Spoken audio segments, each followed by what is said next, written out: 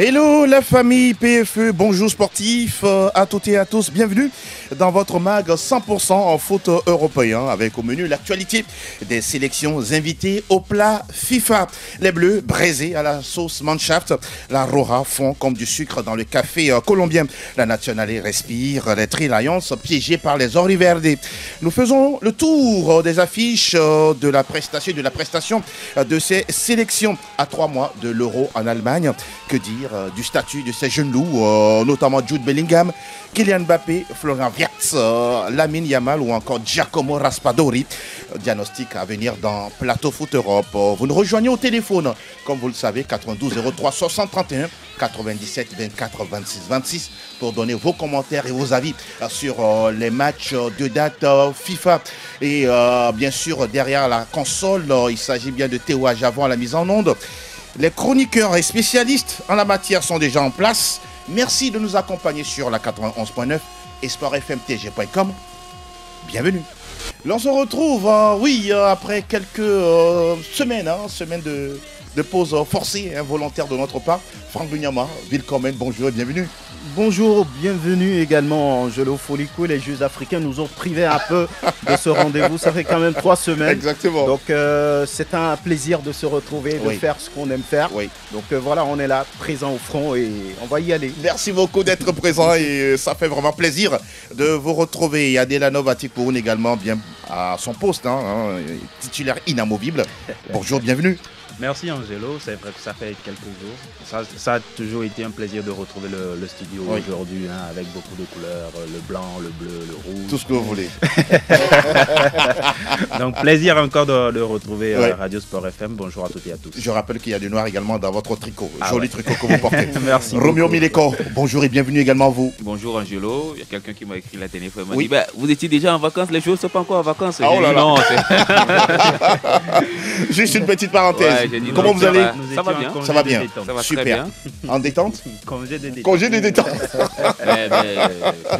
Enfin, franchement, on était parti pour encore beaucoup plus travailler. Exact. On a vu de très très belles choses. Et exactement. Ça fait vraiment plaisir d'être présent aujourd'hui pour en parler. Et nous aurons tout le temps, en tout cas, de diagnostiquer tout ce qu'il y a comme actualité sur les sélections et autres infos au foot européen. Messieurs, on va y aller avec, bien sûr, cette fenêtre de date FIFA en commençant, bien sûr, avec ce match de prestige très attendu, comme toujours, depuis déjà plusieurs années. Sinon, ce sont des frères ennemis qui se retrouvent quand on parle de France-Allemagne ou Allemagne-France.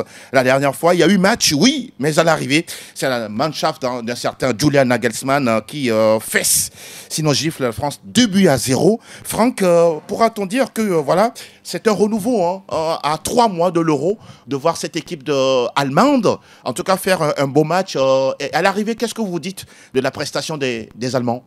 Oui, moi j'ai été un peu surpris, il faut avoir le courage de le dire, même s'il y a 6 mois ou 7, l'Allemagne a réussi quand même à battre la France 1-0. C'est d'ailleurs le seul pays à avoir battu la France sur ces derniers mois. Et la dernière fois, ils ont remis ça à Lyon. On a vu une sélection déterminée quand même à se faire respecter. À 3 mois de l'Euro, c'est quand même le pays hôte. On sait que l'Allemagne est en difficulté, a perdu des euros même face à l'Autriche il n'y a pas longtemps. Ils n'ont pas réussi à faire des prestations qui puissent rassurer les supporters, ce qui fait que en Allemagne même, on ne parle plus de cette Mannschaft-là. On préfère parler plutôt du Bayer Leverkusen et du Bayern pour voilà ce qu'il va se passer sur le plan Ligue des Champions. Donc la dernière fois, les Allemands ont surpris, même les Français, 7e seconde, avec ce but magnifique de Florian Wirtz sur une passe millimétrée de Toni Kroos qui revient. Peut-être, on ne peut pas le dire sur ce seul match, que oui, c'est lui qui va apporter la lumière en milieu de terrain, c'est trop tôt de le dire, mais on espère voir cette équipe allemande continuer de gagner, de se rassurer, parce que ça fait quand même, disons-le, pratiquement 28 ans que l'Allemagne a gagné l'Euro, en 96. Donc, ils sont attendus. Et la dernière fois, Nagelsmann, lorsque vous l'écoutez, il dit « J'ai été surpris par mon équipe ». Donc voilà, 2-0 à l'arrivée. C'est bien. Et la France n'a pas joué. Défense, on va dire un peu à la traîne avec Dayot ou Upamecano et Pavard dans l'axe, ce qui n'est pas le cas habituellement. Donc La France, ce n'est pas encore le chaos. Tout le monde sait que la France fait partie des favoris. Oh bon, pour vous, c'est pas encore, comment dit-on, il n'y a pas péril en la demeure. C'est juste une alerte. Oui, ça peut arriver, mais c'est une piqûre de rappel. Très bon, très bien dit. On va écouter tout à l'heure Giroud et puis Didier Deschamps justement sur cette piqûre de rappel. Mais avant, on va parler toujours de cette équipe d'Allemagne. Surpris par cette victoire 2-0, surtout sur le territoire français? Surpris peut-être oui, parce qu'on sait que la France, c'est cette équipe-là qui regorge assez de joueurs intéressants, même si la dernière fois, il y a eu un 11 rentrant qui n'a pas été forcément au niveau. Mais l'Allemagne, pour moi, a toujours été cette formation-là qui peut créer la surprise, en tout cas à n'importe quelle période de son histoire. C'est vrai que c'était l'Allemagne même qui a battu la France il y a 6 ou 7 mois, Franck l'a rappelé tout à l'heure. La dernière fois, on sentait très bien que ce n'était pas vraiment attendu cette victoire-là, surtout 2-0, et voir cette équipe de France ne pas être à la hauteur de la tâche.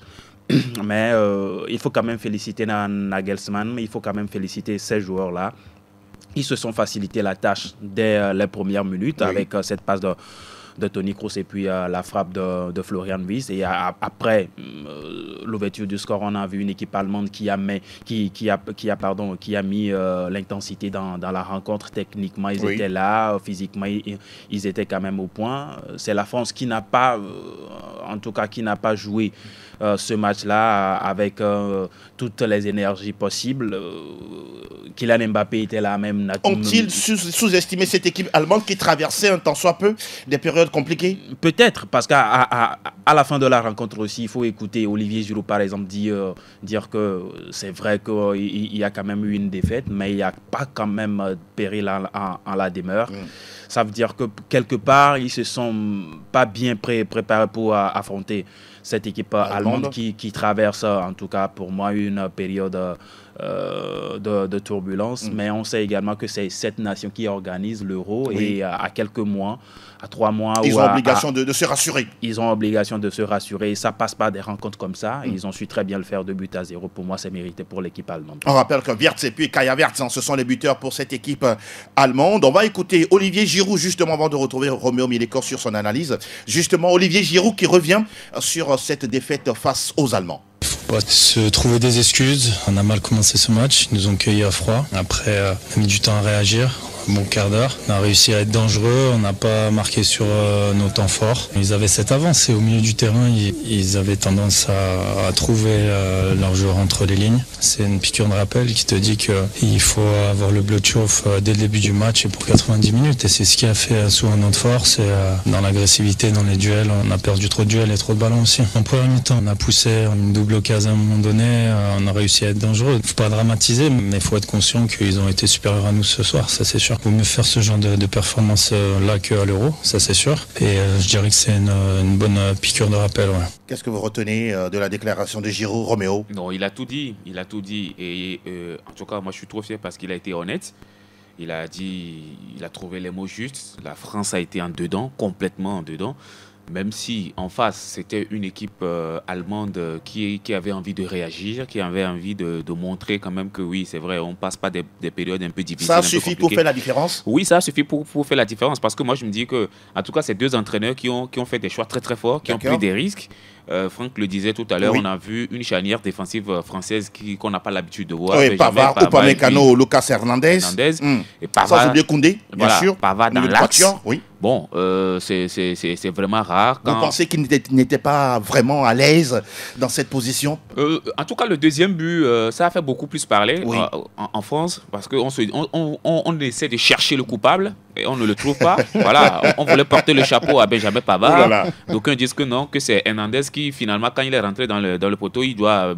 voilà, il y a des excuses. Bon, on cherche toujours le coupable et on ne sait pas à qui porter le chapeau. Moi, je dirais tout simplement que Didier Deschamps, dans ce match-là, ce n'est pas une question de ne pas, comment on dit ça, il ne s'est pas bien préparé, non, c'est pas ça. La France est bien préparée, on connaît bien l'Allemagne. Et pour vous, la différence est située à quel niveau? La différence, c'est juste que les Allemands avaient envie de prouver, D'accord. de revenir, Oui. de bien revenir, Oui. surtout face Et à une d'envoyer un équipe. message. Voilà, d'envoyer un message, surtout face à une équipe française qui reste sur une très bonne dynamique, Oui. elle de son côté, parce qu'on a fait une finale de Coupe du Monde et on est favori pour l'Euro. Et je Oui. crois que, en tout cas, c'est bénéfique pour l'Allemagne. Quand vous voyez les statistiques, les Allemands étaient devant. Bien et sûr. bon, voilà, c'est. Bien sûr, bien Faut, sûr. faut pas dire aujourd'hui que les Allemands ne le méritent pas. Ils le Non, méritent. pas du tout, parce que quand on parle des stats, aujourd'hui au niveau des tirs, l'Allemagne en a eu 15, la Voilà. France 11, les tirs cadrés 6 pour la Mannschaft, 2 pour la France, et en matière de fautes, il y a eu beaucoup de fautes, 10 côté allemand, 8 Ouais. côté français, ça se comprend. Mais quand on jette un coup d'œil au niveau du 11 de départ du côté allemand, on a Ter Stegen dans les buts, on a Kimmich, Jonathan Tah, Rudiger et Mittelstadt, c'est un nouveau venu, Andrich et Kroos, curieusement parlant de Kroos. Voilà. Mais comment se fait-il aujourd'hui que celui-là même qui avait annoncé son départ et sa fin avec la sélection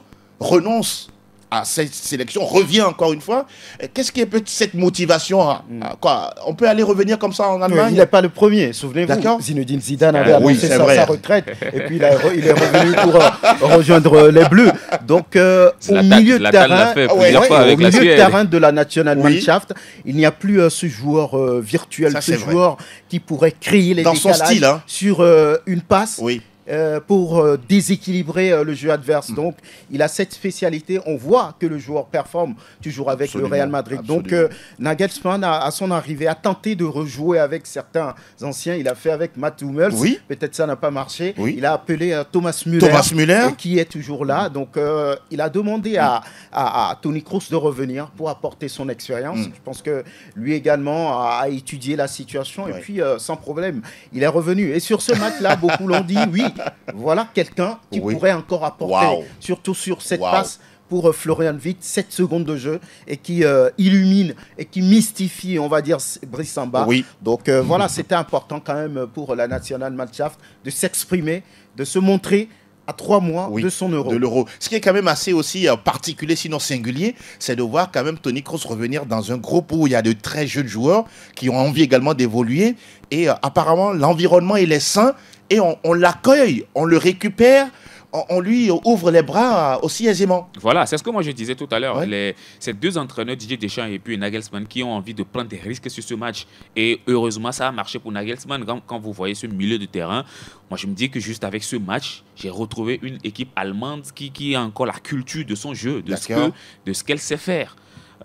Au nombre de tirs, Oui. l'Allemagne a tiré beaucoup plus que Exactement. la France. Ça, c'est une marque de fabrique L'ADN allemande. du foot allemand. Du foot allemand, Oui. c'est de tirer. On a apporté Notamment le but de Florian Wirtz, en dehors de la surface de réparation. Brice Samba n'a vu que du feu. Voilà, c'est un peu une marque de fabrique allemande. Et puis, je crois qu'avec et les jeunes et le vieux briscard, ça commence pas à donner une bonne mayonnaise. Oui. Si l'Allemagne garde cette dynamique, là, je crois qu'à l'Euro, ça va être une surprise. Hein. Oui. Mais pour moi, je me dirais que c'est ce qui peut y avoir de normal. D'accord. On voit également votre sourire, on le comprend.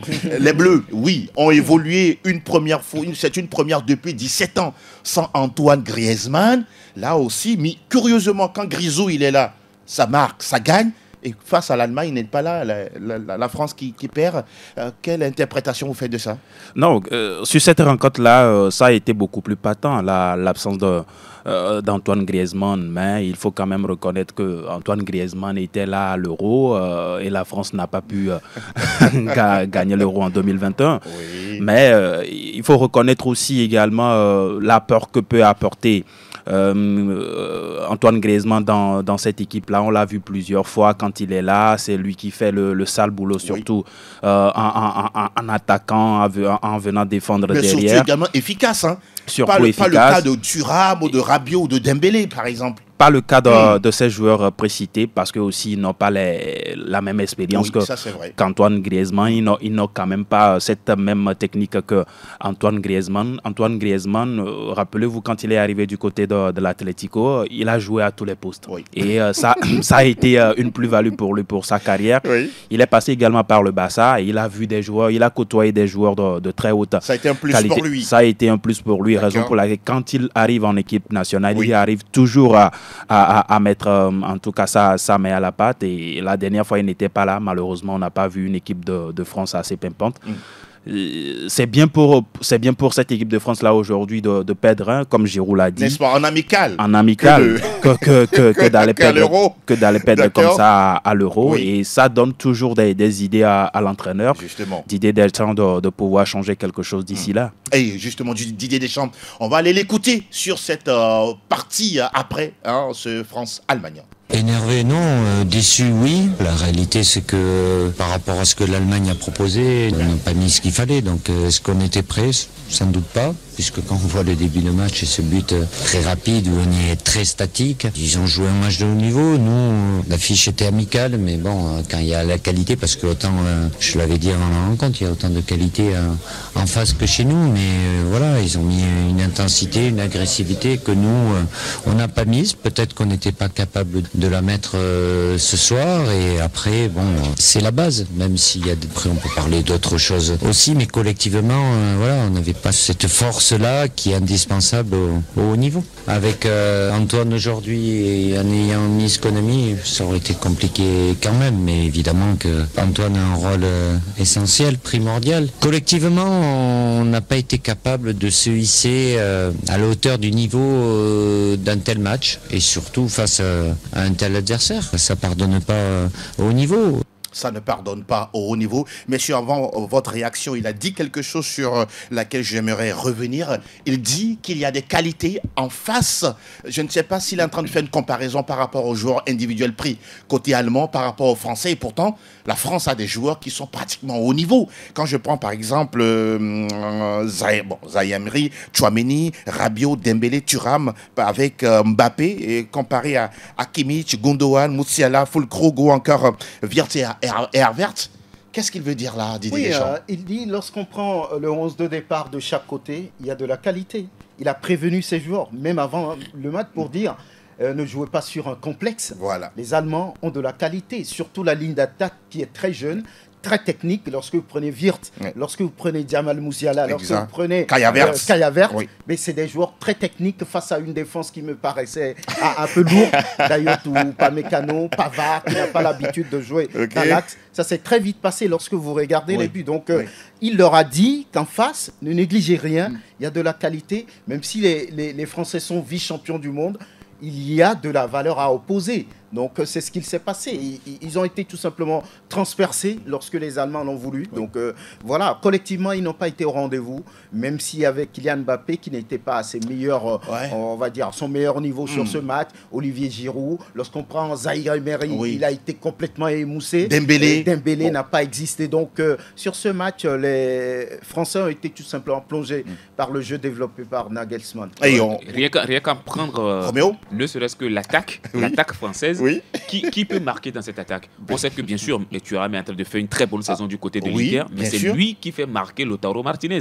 C'est grâce à lui que Lautaro Martinez brille. Et ça, c'est un handicap, c'est ça? Non, c'est pas un handicap, mais il peut faire briller quelqu'un, il peut aider quelqu'un à marquer. Sur ce match, on l'a pas vu faire. Voilà, sur ce match, on n'a pas parce qu'il y a personne. Il y avait pas Olivier Giroud, il y avait que lui seul dans l'axe.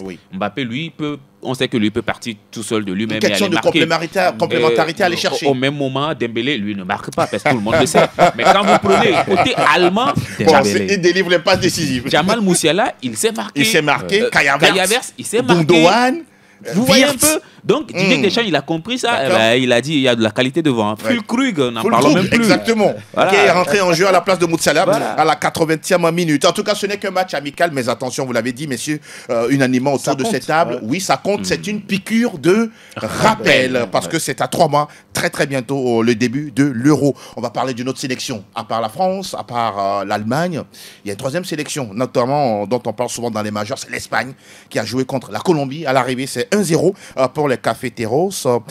Pourra-t-on dire que c'est un succès de prestige pour les Colombiens, même si, oui, on va revenir tout à l'heure sur l'Espagne? Oui, c'est un succès de prestige pour la Colombie. On sait que la Colombie, quand on évoque la Colombie, on se rappelle de Chilavert, des anciens joueurs, ou encore de Pablo Escobar. Il y avait les cheveux touffus, là, j'ai un peu oublié son nom. Valderrama. Valderrama, voilà, merci. Valderrama surtout, mais depuis depuis quelques récemment, années. il y a Radamel Falcao. Récemment, on peut parler de Radamel Falcao. Aujourd'hui, vous parlez de Luis Diaz, non? De Yerry Mina. James Rodriguez. Aujourd'hui, on peut parler de Luis Diaz, ce joueur-là qui est un véritable poison pour les défenseurs. On l'a vu la dernière fois, il a malmené son vis-à-vis avant d'envoyer le centre à son coéquipier. Oui. Pour moi, c'est bien pour ces sélections-là aussi qui sont peut-être considérées comme des petites nations et qui arrivent face à des ogres européennes qui arrivent à leur damer les pions. C'est bien. Le match a été un match assez intéressant aussi. Il y avait de l'intensité, il y avait des gestes techniques. Oui. Mais il faut quand même féliciter aussi l'Espagne pour le rajeunissement. Absolument, absolument. Avec beaucoup de joueurs qui honoraient leur première cape. Hein. Notamment Pau Cubarsí, Lamine Yamal ou encore un certain Alex Remiro. Mais c'est bien, mais en face, il y avait une équipe qui avait envie de gagner cette rencontre et ils ont montré de la plus belle des manières. Félicitations à James Rodriguez. Qu'on revoit aussi depuis 2010. Ce joueur-là qui est arrivé à la Coupe du Monde, qui a épaté plus d'un et qui continue avec sa patte gauche. Il a fait de belles choses avec le Real Madrid. Donc, aussi avec le Bayern. Messieurs, sur cette sélection espagnole, ça fait quoi? 6 matchs de rang sans défaite, mais là, on s'arrête à 6. Luis de la Fuente, avec ces jeunes dont parlait tout à l'heure Dela, c'est ça l'avenir de l'Espagne à 3 mois de l'Euro? Oui, c'est ça l'avenir de l'Espagne. En tout cas, c'est ce qu'il veut nous faire croire. Et nous aussi, on est obligé d'accepter. Même si moi, en tout cas à mon niveau, ça pose un problème parce que là, l'Espagne n'a jamais perdu face à la Colombie. C'est la toute première fois que ça arrive. Les équipes sud-américaines comme ça, on connaît un peu bien leur force. C'est des équipes qui ont mentalement... Teigneuses, hein? Voilà, il n'y a rien à dire là-dessus. Très, très dur. Je crois que ça va envoyer un message à Kylian Mbappé qui a souvent l'habitude de sous-estimer. Mais non, s'il faut revenir sur l'Espagne, il faut quand même dire que ils sont obligés aujourd'hui, dans certains secteurs quand même de cette équipe-là, de renouveler, de rajeunir l'équipe. Ça, on ne peut pas discuter là-dessus. Maintenant, moi, ce qui me fait peur, c'est un peu cette attaque espagnole-là. Quand on n'a plus quelqu'un maintenant qui s'est tellement marqué, comme le faisait Fernando Torres, comme David Villa, comme des garçons comme ça qu'on a connus, les Raúl González et tout ça. Morata, ce n'est pas cet attaquant-là qui, à chaque fin de saison, on peut se dire, il va tituer au moins le haut du tableau en termes de finir avec 25 buts. C'est pas lui. C'est là le doute pour vous. Voilà, pour cette sélection. C'est là mon doute. Vous prenez un peu des gens comme Gérard Moreno bien sûr. De Villarreal. Bon, ce n'est pas aussi ça. Oyarzabal, on lui a changé Mikel Merino également. On lui a changé beaucoup de postes. Des fois, il évolue sur le côté, des fois dans l'axe. On ne sait pas où vraiment. Pour l'instant, pour vous, c'est le flou. Moi, c'est le flou. D'accord. Maintenant, pour le milieu de terrain, il n'y a pas de souci. On sait qu'on peut compter sur Rodri, qui peut être l'homme à tout faire. Cette défense-là aussi, on veut nous vendre ça aujourd'hui. Comme quoi, Cubarsí peut être le nouveau Carles Puyol. Oui, mais 17 ans, mais première sélection, ce n'est pas aussi mauvais. Moi, j'attends de voir. On nous a prouvé ça. Enfin, on nous a vendu ça avec Pedri. Dans ce pays, on a vu comment on a cramé le jeu. Sauf que il a eu tellement de matchs dans les jambes, il s'est blessé après, c'était compliqué. Il y a encore les Jeux Olympiques qui arrivent. Bien sûr. Il va être sollicité. Il y a l'Euro qui arrive. Oui. Il va être sollicité. Il y a le championnat avec le Barça, la Ligue des Champions. Et ça, vous ne comprenez pas. Je ne comprends et pas. Alejandro Grimaldo de Leverkusen, là aussi, c'était intéressant joueur. C'est ça, on commence par faire ça avec Gavi. Donc, moi, j'ai peur pour l'Espagne. En tout cas, on veut nous montrer que c'est parce qu'il n'y a pas de doublure, c'est ça?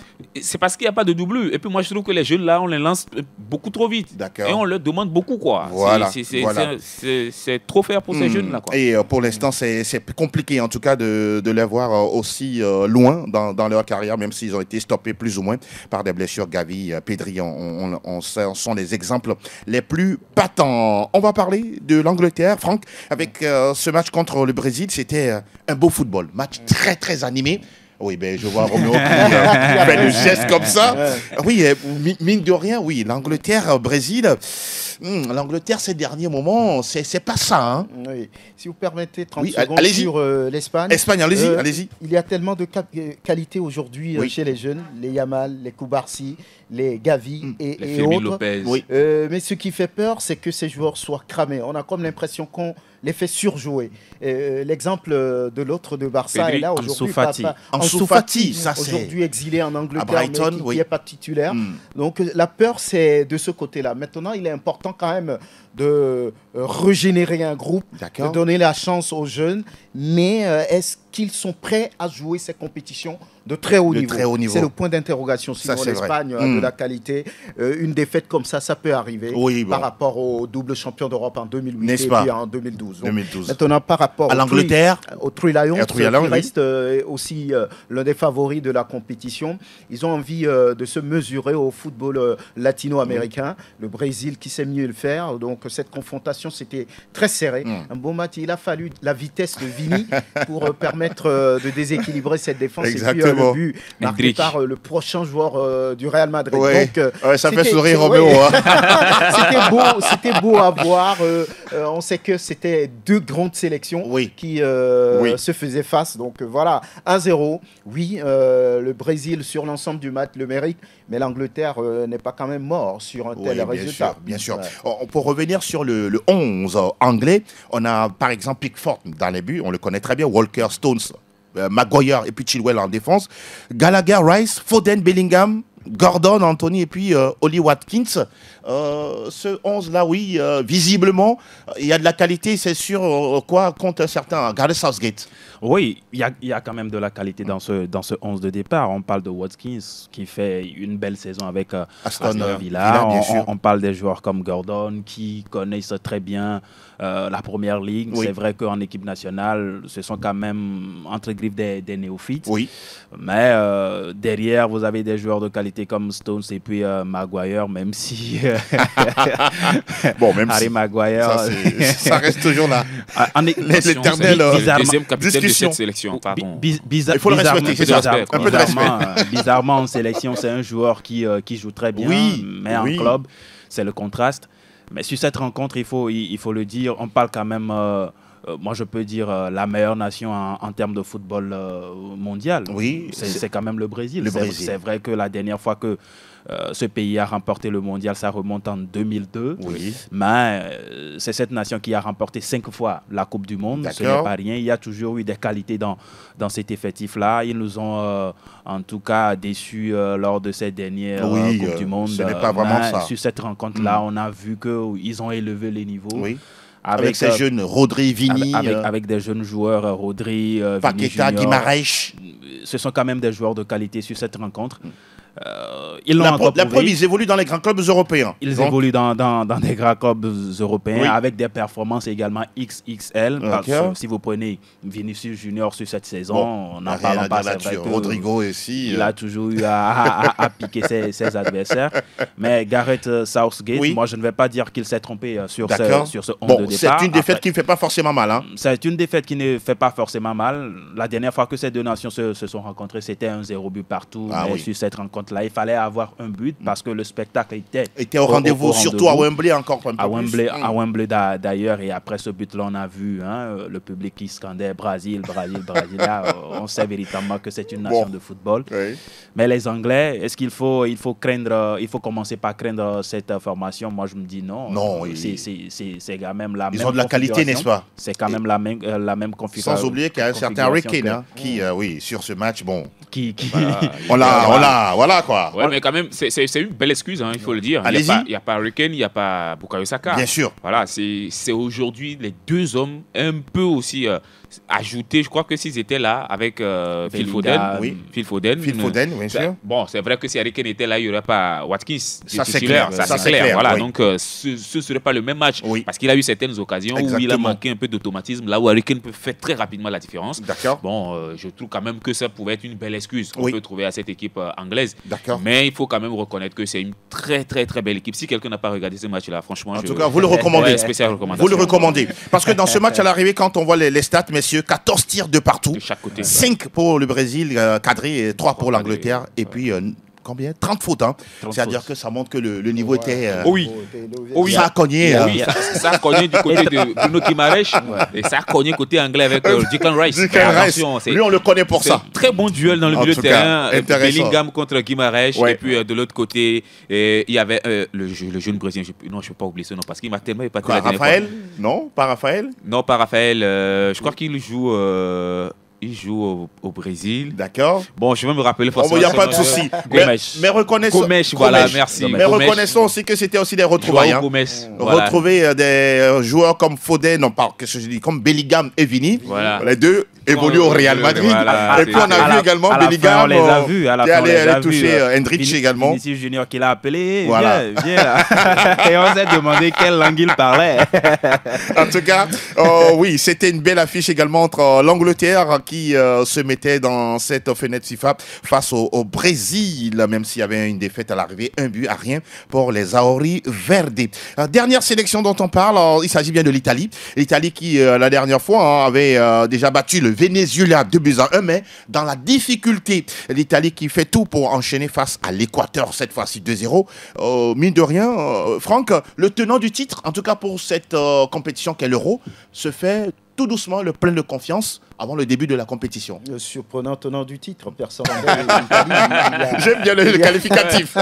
il y a 3 ans, personne n'attendait la nationale. Oui. Ils ont réussi à le faire. C'est des joueurs qui sont résilients, mentalement très forts quand il s'agit de l'équipe nationale. Eh bien, l'Italie a envie de pouvoir se faire pardonner, surtout au niveau de son public, parce que là, ça fait 2 Coupes du Monde de ratés. Oui. Et là, dans la tête des supporters, des fans de cette équipe-là, il va falloir une réaction, il va falloir un bon Euro pour se faire pardonner peut-être, mais l'Italie avance, je ne dirais pas encore favori, mais dans ces équipes-là qui peuvent encore surprendre. C'est des joueurs qui sont là, qui connaissent le niveau européen et qui savent quoi faire pour passer chaque étape. Donc, gagner sur ces matchs-là, c'est toujours bien pour se rapprocher, pour se mettre en confiance, pour se rassurer par rapport à ce qui va arriver. Donc, voilà, on attend de voir ce que la nationale va pouvoir produire. Vous le dites si bien. Le match a eu lieu dimanche à l'Arena de New Jersey aux États-Unis avec des buts signés Pellegrini et puis Barella. Parlons justement de ces joueurs italiens. On va juste jeter un coup d'œil au niveau de la défense avec de nouveaux noms comme Bellanova ou Mancini. Ça aussi, on n'est plus à l'époque de Bonucci, Barzagli et puis Chiellini. Non, c'est fini. Aujourd'hui, c'est autre chose. Hein. Ouais, il faut tourner cette page, c'est fini. Il faut aller maintenant chercher, c'est ce qu'on disait tout à l'heure avec l'Allemagne. Et quand c'est comme ça, il faut être patient, c'est ça. Voilà. Quand c'est comme ça, il faut être patient parce que c'est vrai que c'est des joueurs de haut niveau. C'est des gens qui connaissent un peu les compétitions. Et surtout le statut professionnel qu'ils ont. Maintenant, il faut... Soit si c'est des gens qui peuvent tout de suite commencer par faire de très très belles choses, par s'habituer à ce qu'on appelle la sélection, comment vivre en groupe, et tout ça. Mais ce n'est pas forcément évident. Exactement. C'est pas comme dans un club où tout le monde peut t'aider, on peut te dire, bon, fais ceci, fais cela. Non. Là, vous représentez une sélection, une nation, vous portez le poids d'un pays, vous êtes obligé tout de suite de faire bien. Mais quand ça ne vient pas, il va falloir être patient avec ces jeunes-là. Exactement. C'est pareil. Comme on le disait avec l'Allemagne tout à l'heure, Nagelsmann a pris le risque de laisser Hummels. On a traité la sélection de tous les noms, surtout quand il y avait des défaites, même avec Hansi Flick. Mais aujourd'hui, apparemment, ça commence pas la langue change. On a vu Jonathan Tah et puis Rudiger, ce qu'on n'a jamais l'habitude de voir. Maintenant aussi avec l'Italie, je crois qu'on va être patient. Si ça marche, tant mieux. Si ça ne marche pas, il faut quand même prendre un peu de temps parce que on n'a rien à perdre, parce qu'on a déjà le titre. Absolument. Même si on n'est plus encore champion d'Europe, ça fait rien. Ça fait rien. Il faut apprendre. Et puis quand même, il y a certains noms déjà sur lesquels on peut compter, des gens comme Nicolas Barella, Bastoni, Darmian, Di Marco, votre ami. Darmian qui revient encore en sélection. Ça fait longtemps il n'a plus été convoqué. Exactement. Di Marco, le pied gauche. Di Marco, c'est un très bon joueur. Très bon joueur. Jorginho qui revient. Aujourd'hui, il y a quelqu'un qui n'a plus son niveau et qui ne revient plus, c'est Florenzi qui est du côté du Milan. C'est vrai. C'est un peu aussi un gâchis, mais je crois que cette équipe italienne, on peut lui faire confiance. même si je crois que oui, elle ne sera plus championne. Oui. Mais il y a quand même... Elle ne va pas être ridicule quand même. Il faut aller quand même suivre les matchs de l'Italie. Oui, l'équipe d'un certain Luciano Spalletti, on parle d'autres joueurs comme Barella, Zaniolo, Pellegrini, Raspadori, mine de rien. En tout cas, cette équipe-là aussi... Donc, Federico Chiesa aussi.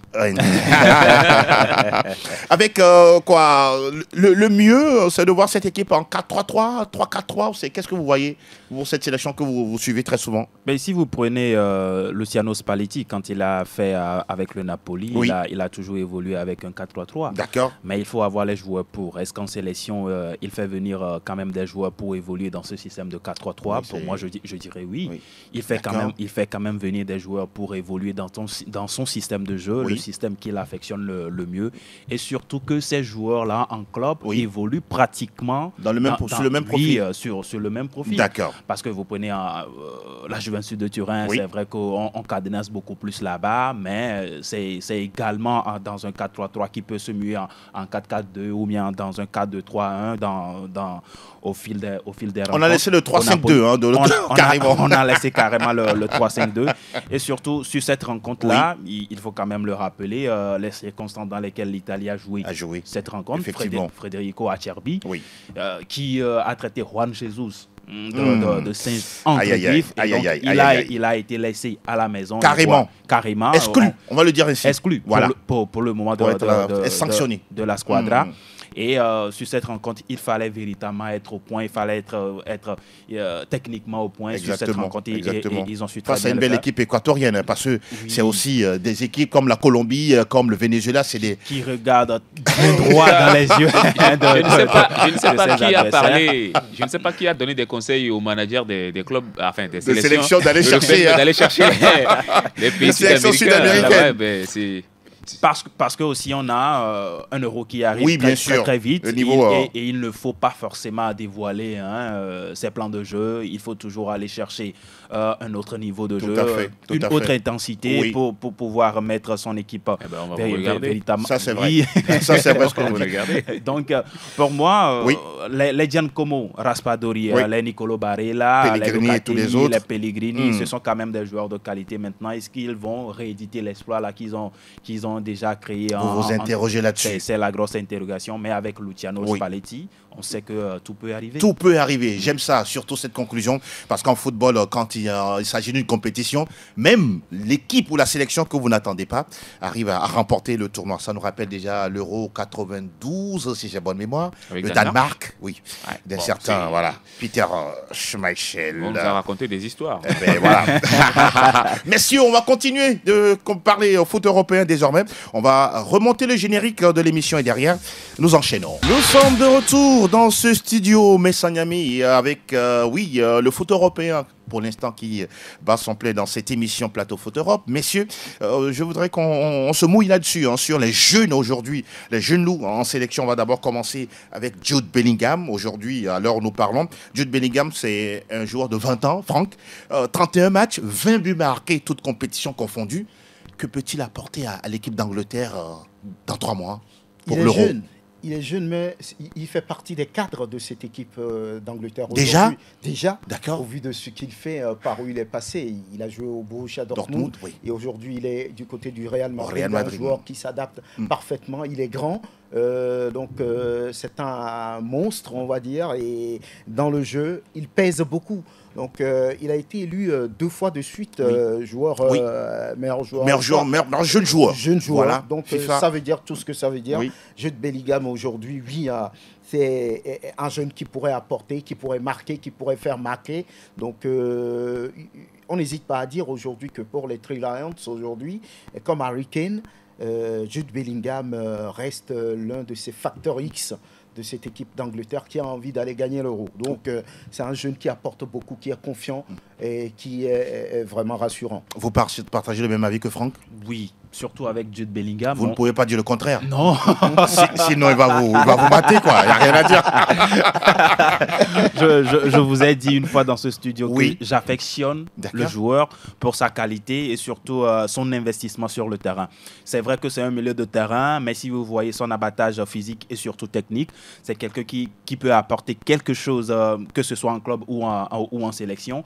Mais faut-il qu'il y ait de l'accompagnement. D'accord. Il faudrait qu'il y ait de l'accompagnement. On a vu du côté du Borussia Dortmund, quand il décide de changer le cours d'une rencontre, il le fait, il délivre des passes décisives, Oui. il arrive à marquer également des buts. Oui. Aussi, son acclimatation du côté du Real Madrid, il le fait. Très bonne entrée Très bonne entrée. Personne ne pourrait l'imaginer. Le sauveur du Real. Même lui-même ne pourrait pas Jamais, imaginer. voilà. Ne pourrait pas imaginer un si beau début du côté de la Casablanca et aussi en sélection. Oui. Il a quand même des joueurs de qualité autour de lui. D'accord. Harry Kane, c'est vrai que la dernière fois, il n'était pas là. Oui. Bukayo Saka, Phil Foden, des joueurs de grande classe. En tout cas, je suis sûr que d'ici là, oui. On attend de voir qu'il finisse très bien la saison d'abord avec son club. Vous dites quelque chose d'assez important. Oui. Et derrière, on verra si véritablement il va porter cette nation-là, les Three Lions. Mais je suis sûr. Vous n'avez aucun doute. Je n'ai pas de doute sur à moins d'une blessure. À moins ce qu'on ne lui souhaite pas. Parce que pour tout athlète, son ennemi, c'est quand même c'est la blessure. C'est la blessure. Autre très bon joueur, je sais que vous voulez dire un mot sur Non, Jude, ça va. C'est bon. On va enchaîner avec Kylian. Kylian Mbappé, lui également, très attendu. On parle d'un joueur de 26 ans aujourd'hui. 37 matchs, 38 buts marqués, toute compétition avec le Paris Saint-Germain. Oui, pour l'équipe de France. C'est des joueurs qui ont très vite grandi, plus que leur âge. Ils ont compris tout de suite que c'est ce que le haut niveau demande. Et donc, ils n'ont pas eu de ronde d'observation. Ils sont allés tout de suite. C'est le cas de Kylian Mbappé. Déjà à 17 ans, quand on a vu ce que ce garçon a fait avec l'AS Monaco, avec Manchester City en Ligue des Champions, contre Manchester City, pardon, en Ligue des Champions. Oh, quel souvenir! Voilà. Tu as dit que tu es parti de là, au fait. Oui, tout à fait. Et aujourd'hui, vous allez voir que la cote de Kylian Mbappé, ça ne descend pas. Pas du tout. Mais plutôt, ça augmente, ça croît. Et c'est là où il est vraiment attendu. Et là où il est attendu, c'est l'Euro. Pour vous, son impact dans l'équipe de France? De France. Et ce qui me dérange un peu avec ces jeunes, c'est que tout de suite, on ne voit pas en eux cette capacité à devenir très vite des leaders de leur équipe. C'est ceux-là qui peuvent tirer une équipe vers le haut. C'est le cas aussi de Mbappé, il est capitaine de l'équipe de France. Oui, voilà, c'est ça même, c'est ce que je dis. Aujourd'hui, on a dit que Griezmann n'est pas là et l'équipe de France a perdu. Griezmann ne porte pas le brassard. Mais tout de suite, quand vous voyez Griezmann, il n'a pas l'air de quelqu'un qui peut haranguer une équipe. Mais quand il est sur le terrain, ça dit quelque chose d'autre. Ça dit que ça envoie un message. Ce qui n'est pas le cas avec Kylian Mbappé. Je suis désolé, peut-être les fans de Kylian... Non, mais c'est votre avis, Roméo, on le respecte. Peut-être que les supporters de Mbappé ne vont pas l'accepter, mais ce que moi je vois, Mbappé n'est pas un leader aujourd'hui. On ne peut pas reposer toute une équipe sur les épaules de Kylian Mbappé. Il peut marquer à lui seul. Il peut tout faire, tout bien. Mais quand l'équipe et le collectif est en dedans, Kylian avec.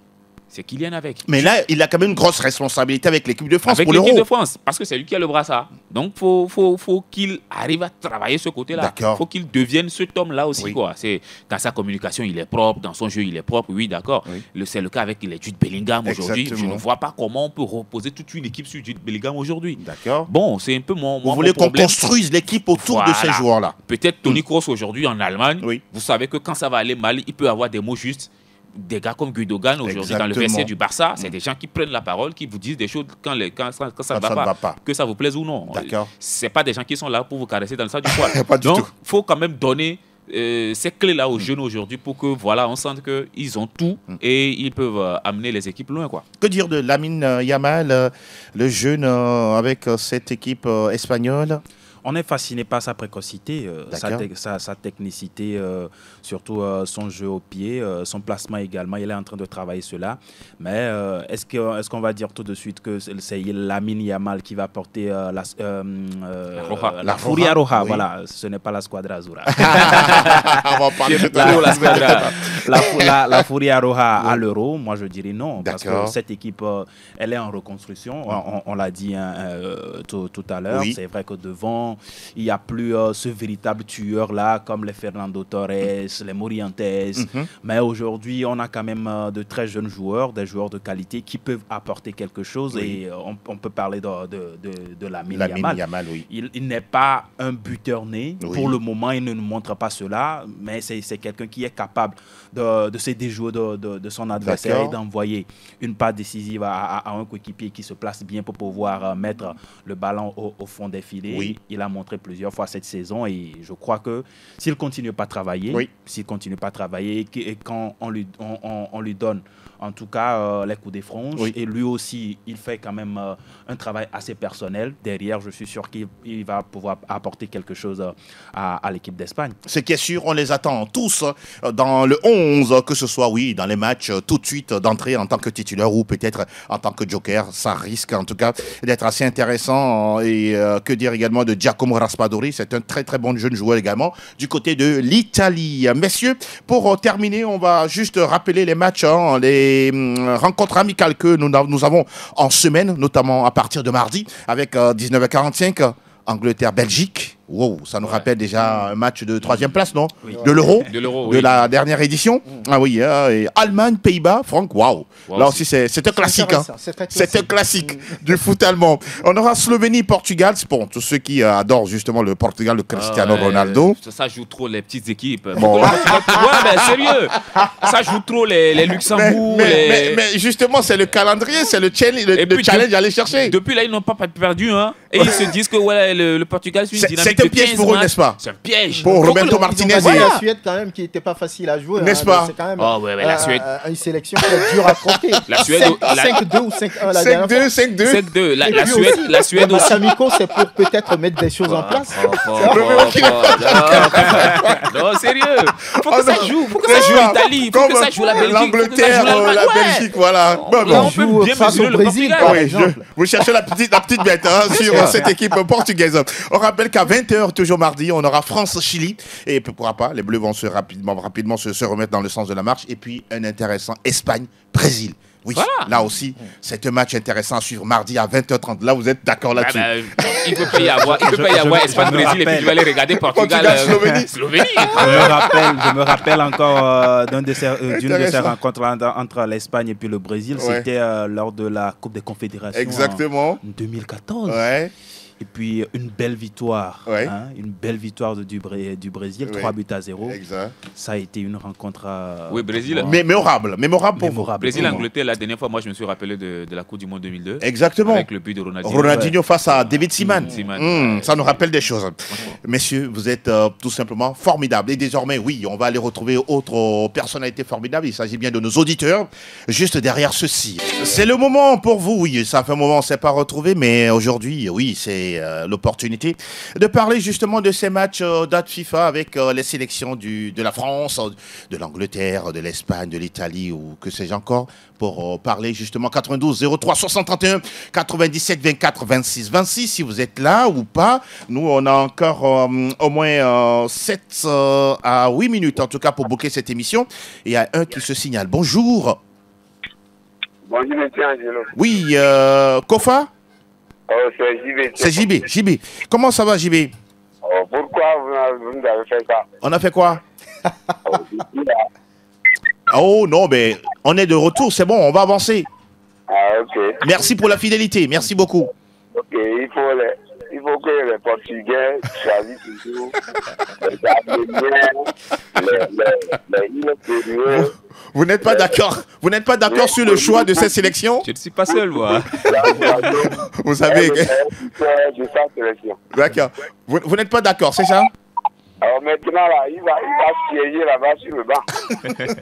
Alors, parlons un peu de l'équipe de l'Allemagne qui est en train de revenir un peu. Ça va? Vous êtes confiant pour l'Allemagne dans les mois à venir? Oui. Surtout le changement du goalie, là. Oui, Ter Stegen à la place de Manuel Neuer. Je vous avais quelque chose la fois passée aussi, non? Rappelez-nous. Oui. Il fallait lui changer aussi au Bayern Munich. Ah d'accord, oui. Il est fatigué. Le numéro 1 à la sélection. Il reste toujours le numéro 1. Nagelsmann l'a dit qu'il va rester son gardien numéro 1 et puis c'est Gundogan qui va garder le brassard. C'est ça. Vous êtes là, JB? Vous allez conclure? Alors moi, mon problème est... Oui.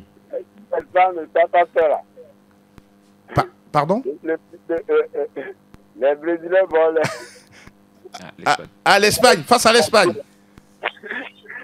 Ah oui, ça risque d'être un match compliqué pour l'Espagne. Apparemment, c'est ce qu'on a compris de sa conclusion. Merci beaucoup, JB. Et on salue tous ceux qui sont du côté de Tchèque qui nous écoutent en tout instant.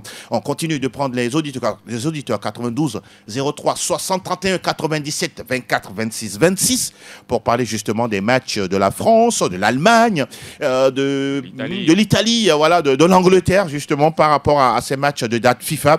Ce que vous retenez par rapport aux prestations de ces sélections. Bonjour. Bonjour, le plateau. Oui, rappelez-nous le petit nom. Hans. C'est la première fois que vous nous appelez. Oh, Ah, merci et félicitations. merci beaucoup. Vous nous recevez d'où déjà? Dans quel quartier? À Dawato. À Daoulato, c'est juste à côté. Nous vous écoutons, Hans. Bon, en fait, moi, je voulais rebondir sur le sujet qui concerne le choix des petites équipes. Oui, par rapport au Portugal face à la Slovénie, par exemple, oui. Oui, pourquoi accuser une équipe d'avoir choisi une autre équipe? Non, non, non, ce n'est pas de l'accusation. Ce n'est pas de l'accusation, mais c'est un constat que nous faisons. C'est tout. Bon, l'Euro nous dira le reste. Ah, apparemment, vous êtes supporter du Portugal, on comprend. On comprend. Un vrai supporter. Un vrai. Ah, d'accord. Non, ça se comprend. Mais, Et l'Argentine, ils jouent avec une équipe. mais On voit les équipes avec qui ils jouent en Amérique. oh là là, là, ça devient une comparaison totalement. Bon, c'est votre avis également, on le respecte. Oui. On le respecte. Bon, Bien. d'abord, je vous remercie pour tout ce que vous faites. Pour, Merci. le public sportif togolais. Merci beaucoup. Vous nous avez manqué, je crois que c'est 2 semaines. Non? Oui, minimum. Merci Hans. Appelez-nous souvent également. Appelez-nous souvent. D'accord?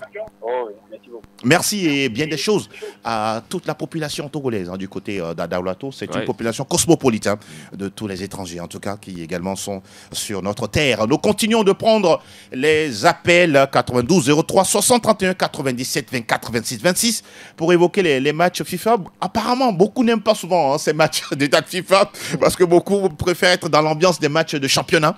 Mais bon, c'est aussi ça, ça permet aux sélections de se jauger. Vous savez, il y a aussi un problème, c'est parce qu'on n'a pas souvent accès très rapidement à ces matchs. À ces matchs, transmis. n'est-ce pas? On va prendre un autre auditeur. Bonjour. Allô, bonjour. Oui, bonjour. Oui, bonne arrivée, welcome. Merci beaucoup. Thank you very much. How are you? I'm fine. Okay, we are going to speak English. No problem. Bon. Vraiment, deuxième temps. Allons-y. Ok. Bon, vous n'avez pas parlé de mon Brésil aussi qui revient, qui a battu l'Angleterre. Oh, Rachid, on a bien parlé de cette affiche-là. Ah, Apparemment, okay, ou soit bon, vous ne nous avez pas pris tout de suite au vol. Oui, c'est possible. C'est possible. Oui. On a bien parlé. On a même dit que c'est le Non. match le plus magnifique, le plus beau qu'on a vu ces dernières semaines. Oui, parce que le Brésil, sans Neymar, le Brésil joue. Mais avec Neymar, Décidément. ils font du bordel. Oh là là. Non, le Portugal, quand tu joues avec des petites nations, c'est juste pour pouvoir se faire d'avoir un bon classement. FIFA. Ok. C'est ça, sinon. D'accord. Bon, c'est de bons gars, le Portugal comme le Togo. Oui. D'accord. Oui. Bon, là, je vous salue. Merci. Bonne émission à vous. Merci beaucoup. Bonne santé et à très bientôt. On profite également pour dire beaucoup de courage et bonne suite de carême à tous nos frères musulmans, bien sûr, qui sont dans cette période aussi, on pourra dire, particulière. Oui, également les chrétiens, non, qui sont également pour préparer la Pâque. Ce sera dès la fin de semaine. Ils sont dans la dernière semaine. La dernière semaine, justement, de jeûne et prière. On va prendre un autre auditeur, s'il est là, le tout dernier. Sinon, on va faire le tour de table et boucler cette émission et se retrouver vendredi si tout va bien. Bon, je pense que c'est bon. On va s'arrêter là aujourd'hui. Dès là, on va prendre le temps de saluer quelques personnes à qui vous avez manqué la dernière fois. Allez-y pour vous rattraper. Aux auditrices. Naturellement. Bonjour aux auditrices. Belle semaine à toutes et à tous et surtout tous ces amis-là qui nous suivent, qui nous appellent tout le temps. Pourquoi vous n'avez pas fait émission aujourd'hui? On le dit, ça arrive parfois. Oui, ça arrive parfois, comme vous le dites. Donc, on est de retour. Et bonne santé à tout le monde et puis très belle semaine de travail à toutes et tous. Merci infiniment. Bonne santé également à vous. Dès là, on va enchaîner avec Roméo et Mileko. Je vais rester dans la même dynamique et dire bonjour, merci surtout à tous ceux qu'on... Enfin, je voulais déjà, excusez-nous parce qu'on vous a sevré quelques temps, quelques semaines. Mais nous sommes de retour. L'équipe est là. On va prendre plaisir à parler football européen avec vous. Merci pour votre fidélité et puis bon début de semaine à toutes et à tous. Vous n'avez pas oublié nos auditrices, par exemple? Ah non, moi je les oublie jamais. D'accord. Si je ne les dis pas, c'est pour peut-être ne pas énerver certaines. Voilà. Donc je me tais. Ça marche. Franck Lunyama. Oui, tout simplement dire aux auditeurs qu'on est de retour. Ouais. Merci d'ailleurs pour leur soutien et puis excellente semaine. Merci messieurs, en tout cas d'être encore une fois restés avec nous, d'avoir su bien nous accompagner sur cette nouvelle fenêtre en tout cas du foot européen. Tout s'est bien passé en tout cas. Oui, on se retrouve d'ici vendredi, n'est-ce pas? Avec sûrement toutes les affiches qu'on a tout à l'heure énumérées: Angleterre, Belgique, Allemagne, Pays-Bas, Portugal, Slovénie ou encore France, Chili et Espagne, Brésil, avec d'autres infos qu'on aura durant la semaine. Nous reviendrons pour décrypter tout ceci à votre bonheur.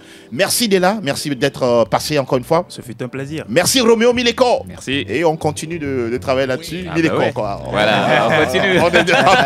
Franck, merci infiniment. Merci. Merci à Théo et puis à Elom Adovan qui lui s'occupe de la caméra de cette vidéo que vous allez retrouver très très vite sur les réseaux sociaux, bien sûr les canaux de Sport FM, Twitter, bon pas Twitter, X, désormais X, Facebook et tous les autres canaux. Merci à toutes et à tous. On se dit à très très bientôt.